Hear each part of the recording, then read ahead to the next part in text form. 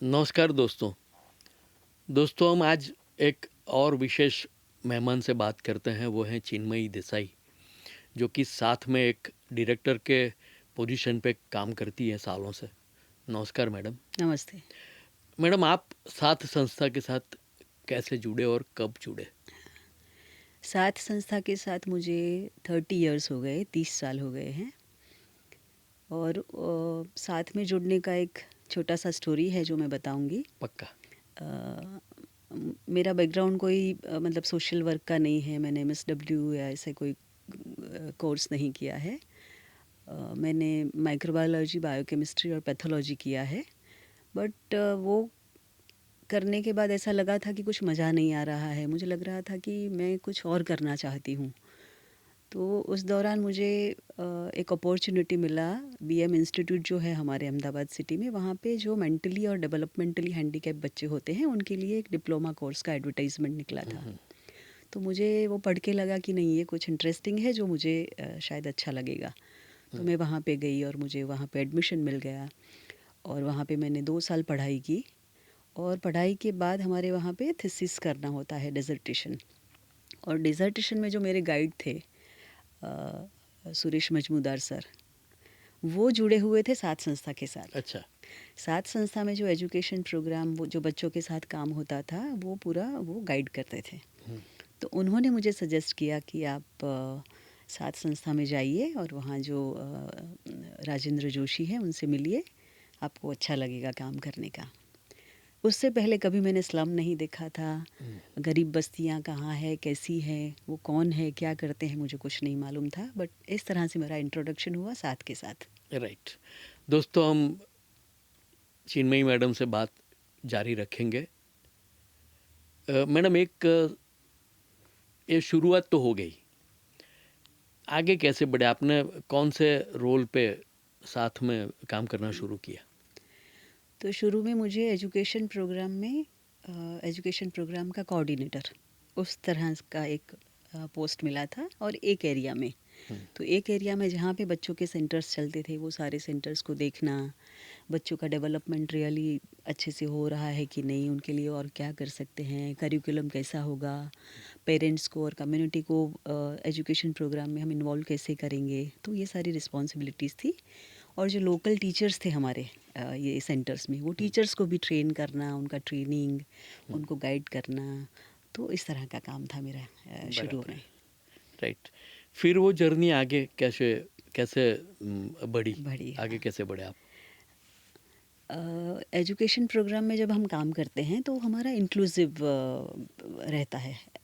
तो उसमें parents involve होते हैं, कम्युनिटी के दूसरे बच्चे भी इन्वॉल्व होते हैं। काफ़ी लोगों से हमारा मिलना होता है, हम लोग होम विजिट्स करते हैं, कम्युनिटी में प्रोग्राम्स करते हैं।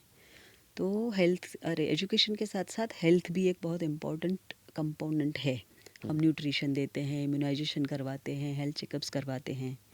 तो एजुकेशन के साथ साथ फिर मैंने पैरेलली हेल्थ प्रोग्राम में भी काम करना शुरू कर दिया। उस टाइम पे राइट। हमारे कम्युनिटी हेल्थ प्रोग्राम था, जहाँ पे हम ट्यूबरकुलोसिस, फिर प्रेग्नेंट और लैक्टेटिंग मदर्स के लिए न्यूट्रिशन, इम्यूनाइजेशन, ये सब प्रोग्राम्स भी रन करते थे। अच्छा, तो अवेयरनेस के हाँ, प्रोग्राम्स। अवेयरनेस भी, और एक्चुअल क्लिनिक अच्छा भी था। अच्छा अच्छा, ओके। कम्युनिटी में क्लिनिक था, run by community health workers. Right. हम लोग हेल्थ वर्कर्स को भी ट्रेन ट्रेन करते थे करते और थे। उनको वो प्रोग्राम में इन्वॉल्व करते थे। तो हेल्थ एंड एजुकेशन दोनों फिर मैंने देखना शुरू किया, क्योंकि मेरा बैकग्राउंड भी साइंस का था, राइट राइट पैथोलॉजी, बायोकेमिस्ट्री वगैरह। राइट तो राइट राइट। थोड़ी अंडरस्टैंडिंग वो थी।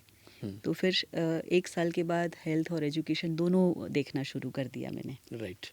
अच्छा, ये दोनों एजुकेशन और हेल्थ, वो सालों से और आज भी गिने तो वही एक बहुत। फोकस एरिया है जिसमें अभी काम करना बहुत कुछ बाकी है। लगता है आपको ऐसा? बिल्कुल।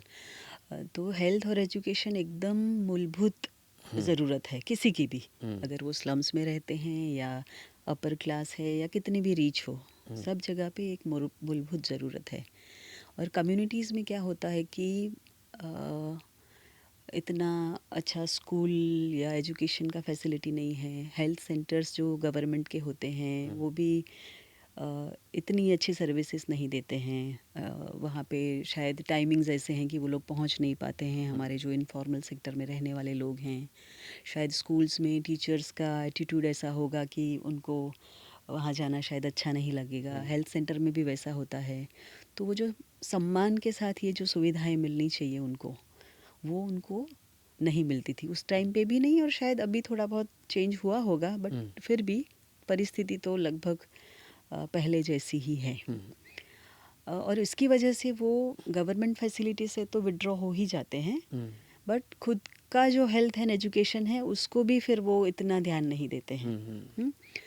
और देखा जाए तो पूरा जो उनका खुद का और जो घर का उनका फैमिली का जो सिस्टम है वो उसी के ऊपर टिका हुआ है। अगर आप बीमार हो जाओगे तो काम पे नहीं जाओगे, काम पे नहीं जाओगे तो वो पैसा नहीं आएगा, तो आपका जो आर्थिक व्यवहार है, घर का जो घर चलाने का है, वो सब टूट जाता है, वो एक विशेष साइकिल शुरू हो जाता है। हाँ। और इतने सालों में मैंने देखा है कि बहुत बार वो लोग अवॉइड करते हैं, क्योंकि अगर किसी को हॉस्पिटल जाना है तो साथ में कौन जाएगा? अगर कोई साथ में जाएगा तो उस दिन का उसका मजदूरी चला जाएगा। हॉस्पिटल में अगर कोई सर्जरी करवानी है, एडमिट होना है, तो भी उनको लगता है कि टालते रहते हैं, ज़रूरत नहीं है, चलो बाद में करेंगे, बाद में करेंगे। थोड़ा टाइम के लिए कोई दवाई ले लिया, इंजेक्शन लगवा लिया, या बॉटल कोई चढ़वा और दिया, जो ऊँट वैद्य उसके पास चले गए। हाँ। 200 रुपया दे के उसको बोल दिया कि मुझे बॉटल लगवा दो, बॉटल चढ़वा दो, तो थोड़ा एनर्जी आ गया, फिर काम शुरू कर दिया। तो वो छोटी छोटी बीमारियों का ध्यान नहीं देते हैं, वो फिर बाद में जाके इतनी लंबी हो जाती है कि उनको बहुत ही फिर दिक्कत हो जाती है। राइट। मैडम, आप इतने सालों से इसमें हेल्थ और एजुकेशन में काम कर रहे हैं, आपके एक्सपीरियंसेस क्या रहे कि कम्युनिटीज़ कैसे जुड़ती है? जैसे मैंने बोला कि साथ का काम है इंक्लूसिव डेवलपमेंट, और जो कम्युनिटी के लोग हैं उनका पार्टिसिपेशन हर एक प्रोग्राम में, हमारे हेल्थ का हो, एजुकेशन का हो, लाइवलीहुड्स का हो, कम्युनिटी के जो लोग हैं उनको हम पसंद करते हैं, चूज़ करते हैं, उनको ट्रेन करते हैं, और वो प्रोग्राम रन करने में उनका पूरा इन्वॉल्वमेंट और भागीदारी होता है। तो जब उनको वो काम करने का अपॉर्चुनिटी मिलता है, तक मिलता है, तब उनको मालूम चलता है कि ओह, मैं ये भी कर सकता हूँ, ये भी कर सकती हूँ, मैं मैनेजमेंट भी कर सकता हूँ, मैं हेल्थ का टेक्निकल अंडरस्टैंडिंग भी मैं ला सकता हूँ, लोगों से बात भी कर सकता हूँ। तो वो एक रियलाइजेशन आना शुरू हो जाता है कि हम में भी कैपेसिटी है, हम सिर्फ मतलब सिर्फ ऐसे देखा जाता है कि इनफॉर्मल सेक्टर के लोग सिर्फ अक्ल नहीं है, मजदूरी ही करेंगे, बट ऐसा नहीं होता है। अपॉर्चुनिटी मिलती है तो उनमें जो पोटेंशियल है वो बाहर आता है, और फिर वो लोग जुड़ने लगते हैं। वो एजुकेशन नहीं है, इसके लिए उनके पास इंफॉर्मेशन नहीं जाती है, कई बार वो इंटरप्रेट नहीं कर पाते हैं सही चीज़ों को, तो वो समस्या होती है। लेकिन एक बार उनको पता चल गया, किसी ने बता दिया, बाद में मुझे लगता है कि कोई दिक्कत नहीं आती होगी। बिल्कुल बिल्कुल नहीं आती। राइट। और वो भी क्योंकि हर कोई चाहता तो है ही कि जो परिस्थिति है वो बदले, उसमें हम चेंज लाए, खुद में भी लाए और दो लोगों को भी एजुकेट करें। बाद में मीन्स हेल्थ एजुकेशन, उसके बाद कौन से एरियाज थे जिसमें आपने काम किया? उसके बाद हमने कम्युनिटीज़ में CBOs बनाए। ये जो महिलाओं के साथ हम काम करते थे, बच्चों के जो माताएं थी, हेल्थ प्रोग्राम में भी जो मदर्स आती थी, वो सब के साथ मिलकर के हमने एक कम्युनिटी बेस्ड मंडल बनाया, सखी महिला मंडल बनाया। और वो सखी महिला मंडल का उद्देश्य ये था कि आरोग्य और शिक्षण की प्रवृत्तियां तो चल ही रही हैं, और कम्युनिटी में उससे फ़र्क भी बहुत हो रहा है। कम्युनिटी में भी काम कर रहे थे, म्यूनिसिपल कॉरपोरेशन की जो सर्विसेज हैं और सर्विस प्रोवाइडर्स हैं, उनके साथ भी अब उनका इंटरेक्शन और रिलेशनशिप बहुत अच्छा हो गया था। फिर सोचा कि महिलाएं ने सोचा कि हम और भी कुछ करना चाहते हैं, खुद के लिए भी और कम्युनिटी के लिए भी। फिर हमने वो संगठन बनाया। तो वो संगठन में भी मेरी फिर बहुत क्रूशियल रिस्पॉन्सिबिलिटीज़ थी, वो संगठन को बनाना, संगठन को कैसे चलाना है, क्यों चलाना है, ये जो लोकल महिलाएं थी, कम्युनिटी की महिलाएं थी, वो उसका ओनरशिप कैसे लेंगी, उसको कैसे आगे बढ़ाएंगी। तो वो सब करने में मेरा बहुत इम्पोर्टेंट रोल रहा था। राइट। दोस्तों, हम बात कर रहे हैं चिन्मयी देसाई जी से, जो कि साथ में डायरेक्टर हैं। मैडम, समय के साथ आपका 30 इयर्स का एक्सपीरियंस है, ये साथ के साथ आपके रोल्स चेंज होते रहे होंगे, वो कैसे चेंज हुए और कौन कौन से रोल आपने निभाए? तो कोऑर्डिनेटर थी 1 साल, 2 साल, 2-3 प्रोग्राम का कोऑर्डिनेशन किया। और हमारे मतलब साथ में ऐसा है कि आप जितनी रिस्पॉन्सिबिलिटीज़ लोगे, जितना काम करोगे, उतना सामने और रिस्पॉन्सिबिलिटी आती जाएंगी, मिलती राइट जाएंगी, राइट। मिलती जाएंगी। तो वो 2 प्रोग्राम का कोऑर्डिनेशन किया, फिर मैं एरिया कोऑर्डिनेटर बनी, जहाँ पे एरिया कोऑर्डिनेशन में ऐसा होता है कि वहाँ पे हेल्थ भी है, एजुकेशन भी है, लाइवलीहुड्स भी है, फाइनेंशियल लिटरेसी, सेविंग्स क्रेडिट, फिर ऐसे ऑर्गेनाइजेशन, संगठन, कम्युनिटी के वो सब प्रोग्राम्स चलते हैं। तो एरिया कोऑर्डिनेशन में ऐसा होता है कि वो एरिया में जितने भी प्रोग्राम चलते हैं वो प्रोग्राम को आपको देखना है और सिटी के दूसरे एरियाज़ के साथ वो कैसे लिंक हो, दूसरे स्टेक होल्डर्स के साथ वो कैसे लिंक हो, और जो दूसरे प्रोग्राम देखने वाले हैं, हेल्थ वाले, एजुकेशन वाले, वो एक प्लेटफॉर्म पे कैसे आए और सब अपनी अपनी रिस्पॉन्सिबिलिटी कैसे समझे कि सबका काम है कि एरिया वो को एक डेवलप अच्छे से करना। इंटरवोवन बात हो जाए। हाँ, तो वो जो कलेक्टिवली वो जो काम करना है, हाँ। स्टैंड अलोन नहीं देखना है कि मैं मेरा प्रोग्राम देखती हूँ हेल्थ एजुकेशन, बट पूरा अगर होलिस्टिकली देखो तो वो एरिया का डेवलपमेंट है। राइट तो राइट वो रिस्पॉन्सिबिलिटी मेरा था कि हम वो सब धागों को कैसे जोड़े और एक उसमें लेके आए, एक स्तर पे लेके आए। Right right. सही है।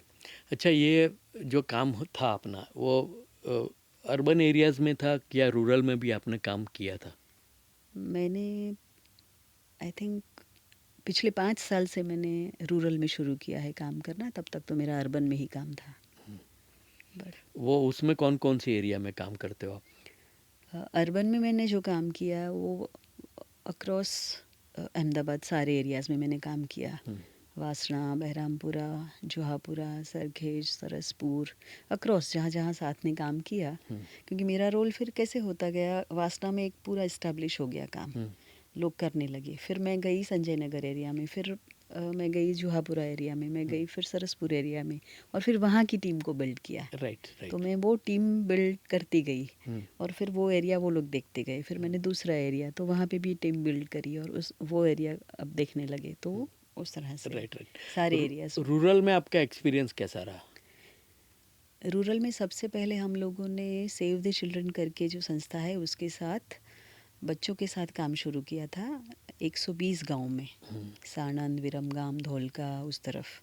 और वहाँ पे जो कॉटन फील्ड्स में बच्चे काम करते थे, कॉटन प्लग करने का, हाँ, वो बच्चों को उसमें से निकालना कैसे, उनका एजुकेशन, हेल्थ और उनके पेरेंट्स के साथ काम करना, वो सब हमने 120 विलेजेस में हमने 4 साल के लिए किया था।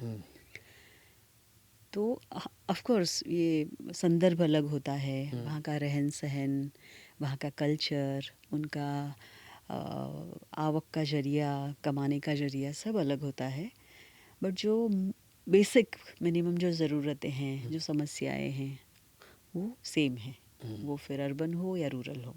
सही है। वो जो चिंताएं हैं महिलाओं को, बच्चों को आगे बढ़ने की, रोजगारी की, आरोग्य की, वो तो सेम है। बट अर्बन में ऐसा है कि थोड़ी और मिल जाती है फैसिलिटीज़, रूरल में डिफ़िकल्ट होता है। अच्छा, कम्युनिटी का रिस्पांस रूरल में और अर्बन में आपको कैसा लगता है? डिफरेंस है उसमें? रूरल में थोड़ा टाइम लगता है, अर्बन में मतलब क्या बोलेंगे कि बस्ती जुड़ी हुई होती है, बस्ती डेंसिटी होती है, एक साथ काफ़ी सारे लोग रहते हैं, तो उस तरह से आप ज़्यादा जल्दी से इन्फ्लुएंस कर सकते हो। रूरल में थोड़ा स्कैटर्ड होता है, और रूरल में अभी भी कास्ट, रिलीजन तो है बट कास्ट का बहुत है। तो उसके उसके जो मोहल्ला है, फड़िया है, वो अलग अलग होते हैं। आज भी स्कूल में भी वो भेदभाव देखा जाता है, आरोग्य के उसमें भी भेदभाव देखा जाता है। तो इनिशियली वो भेदभाव में से सबको निकाल के एक उसमें लाना, उसमें थोड़ा टाइम लगता है। बट एक बार आप उसमें घुस जाते हो, आपका एक क्रेडिबिलिटी आ जाता है, लोगों को लगता है कि नहीं ये जो कर रहे हैं वो रियली अपने को मददरूप होने वाले हैं, फिर अर्बन से भी ज़्यादा वहाँ पे रिस्पॉन्स मिलता है। जुड़ना शुरू हो जाता है। हाँ, सही फिर बात। वो बहुत ज़्यादा रिस्पॉन्स मिलता है। Right right. दोस्तों, हम चिन्मयी देसाई से बात कर रहे हैं जो साथ के डायरेक्टर हैं। मैडम, एक सवाल ऐसा होता है कि इतनी सारी 30 इयर्स का एक्सपीरियंस जो है आपका, सक्सेस स्टोरीज भी बहुत सारी होगी, आप कोई पसंद करोगे श्रोताओं से शेयर करना? सक्सेस स्टोरी मैं बोलूँगी तो जैसे मैंने बोला कि हम लोगों ने जुहापुरा एरिया में काम किया, वासना एरिया में काम किया।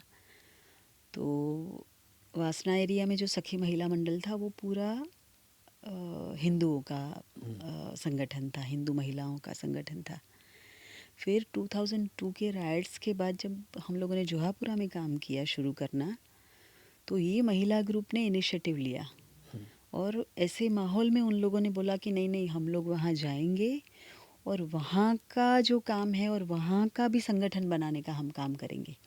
तो उन्होंने वहाँ पे कैंप्स में भी काम किया, उन्होंने वहाँ पे health programme, education programme, vocational training के प्रोग्राम्स, वो सब वहाँ पे इस्टेब्लिश करने में, सेट करने में पूरा रोल निभाया। लोकल महिलाओं को, युवाओं को इकट्ठा किया, सारे प्रोग्राम सेट किए और वहाँ पे भी एक संकल्प मित्र मंडल करके एक मित्र मंडल उन्होंने बनाया। अच्छा। और वो मित्र मंडल अभी भी चल रहा है। बट उस टाइम पे वो माहौल में उन्होंने जो रिस्पॉन्सिबिलिटी लेके काम किया, वो मुझे लगता है वो सक्सेस स्टोरी में कभी नहीं भूल सकती। सही बात। और उनके जो फैमिलीज़ और कम्युनिटी वाले हैं वो अगेंस्ट थे। वो बोल रहे थे कि आप वहाँ पे मत जाओ, आप क्यों जाते हो वो विश्वास का वो प्रश्न था उस उस टाइम टाइम पे। में। और वो उस तरह से कि आपको नहीं जाना हाँ, चाहिए। हाँ। आप क्योंकि वो जो डिवाइड तो वो है। डिवाइड वो हाँ। इतना गहरा हो बट गया था। फिर भी रिस्पॉन्सिबिलिटी लिया उन्होंने, सबके अगेंस्ट जाके भी वो काम किया और वो इस्टेब्लिश किया। राइट। वो सक्सेस स्टोरी मुझे लगता है कभी नहीं भूल या सकते वो चीज़। अच्छा, इंडिविजुअल्स की कोई है आपके पास सक्सेस स्टोरी? यदि हो तो वो भी शेयर करें, ताकि कोई इंडिविजुअल हाँ, ने वो अच्छे से वो मैं किया हो। बिल्कुल वो मैं बताऊंगी। जब हम लोगों ने एजुकेशन प्रोग्राम शुरू किया था, तब हमारे जो हम लोग सप्लीमेंट्री क्लासेस वहाँ पे चलाते थे, तो वहाँ पे मधु बहन परमार करके एक बहन हमारी 9th और 10th क्लास में आती थी पढ़ाई करने के लिए हमारे पास।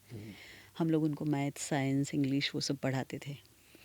वो मधु बहन हमारे साथ क्लास में पढ़ती थी, अच्छे अच्छे स्टूडेंट थी।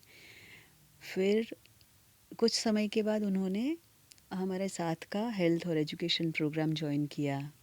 वो पढ़ाई भी कर रही थी 10th 12th, और साथ में वो एजुकेशन प्रोग्राम हमारा ज्वाइन किया। वो टीचर बनी।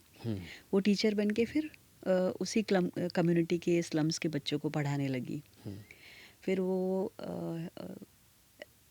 एजुकेशन में, हेल्थ में, फिर वो भी एरिया डेवलपमेंट में जुड़ी। फिर हमारा जो संगठन बना था उसमें वो फर्स्ट हमारी सेक्रेटरी बनी। और फिर सखी महिला मंडल ने सेविंग्स एंड क्रेडिट, बचत और धिराण की प्रवृत्ति भी शुरू करी थी। और फिर बाद में जाके वो 2010 में वो एक अलग क्रेडिट कोऑपरेटिव के तरीके से रजिस्टर हुई।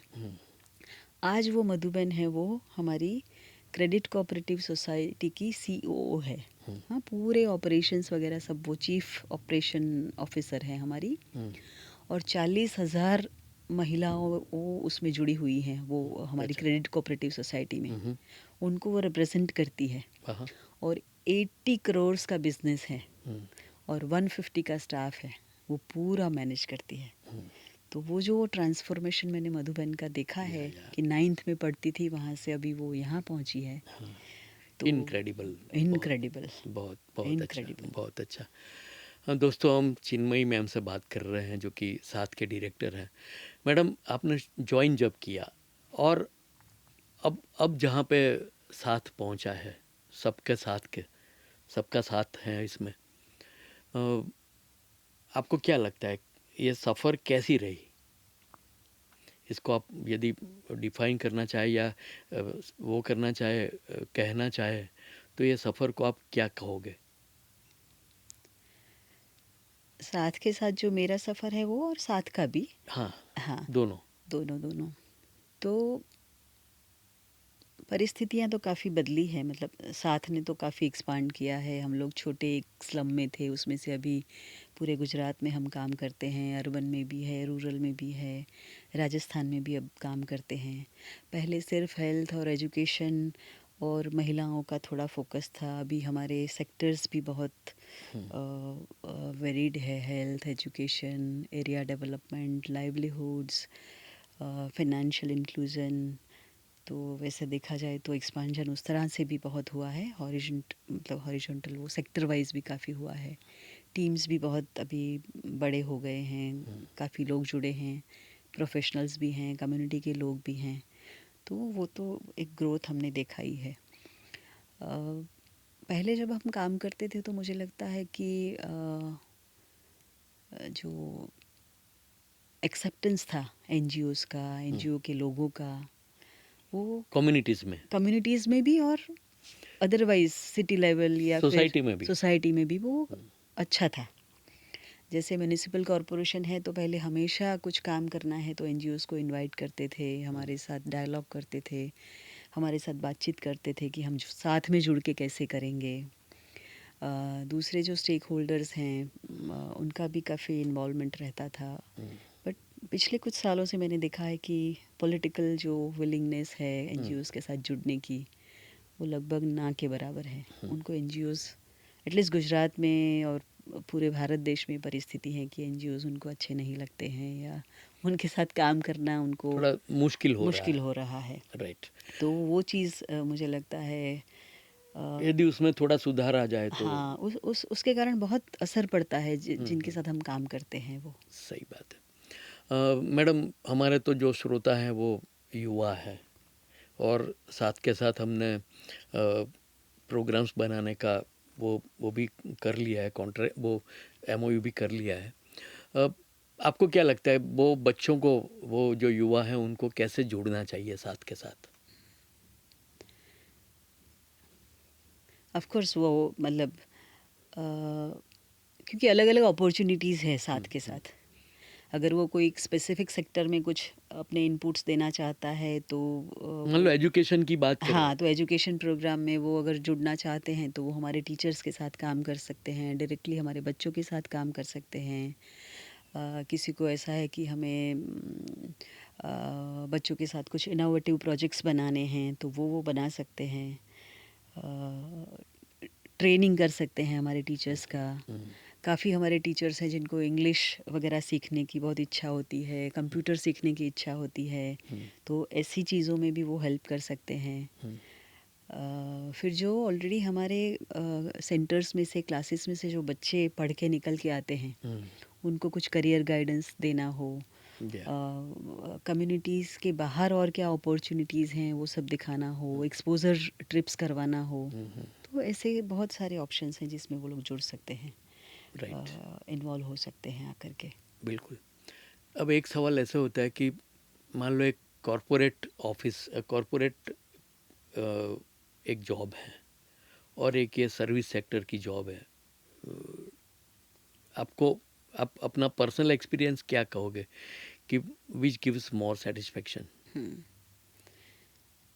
बिल्कुल मेरे हिसाब से तो सेटिस्फेक्शन हम जो ये काम करते हैं उसी में है, बट जो कॉरपोरेट सेक्टर में जो सैलरीज़ हैं, जो पैसा मिलता है वो यहाँ पे नहीं मिलने वाला है, वो शुरू से बहुत क्लियर होना चाहिए मन में। अगर वो आप उसमें स्ट्रगल करने लगोगे कि वहाँ ज़्यादा पैसा है, यहाँ कम है, तो आपको पैसा या सेटिस्फेक्शन दोनों में से एक चूज हाँ, करना तो है। वो आपको एक पसंदगी करनी पड़ेगी कि मुझे क्या अच्छा लगेगा ज़्यादा, तो आप बहुत अच्छे से कर पाओगे।